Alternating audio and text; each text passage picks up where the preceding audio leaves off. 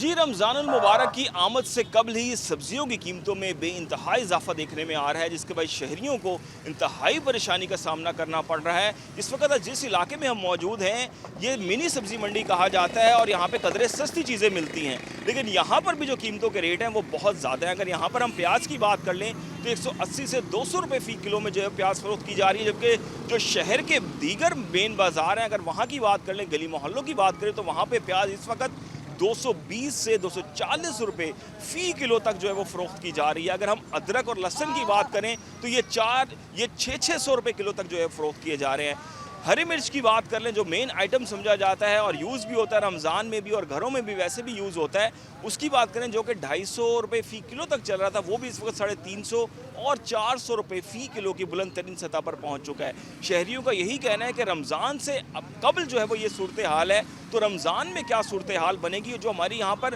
दुकानदारों से और रेहड़ीबानों से बात हो रही है, उनका ये कहना है कि रमज़ान शुरू होने में जब एक रोज़ रह जाएगा या जब रमज़ान शुरू हो जाएगा, उस वक्त ये कीमतें मंडी से उनको बताया जा रहा है कि बहुत ज़्यादा इनमें इजाफा होने का कभी इम्कान अभी भी मौजूद है। जी।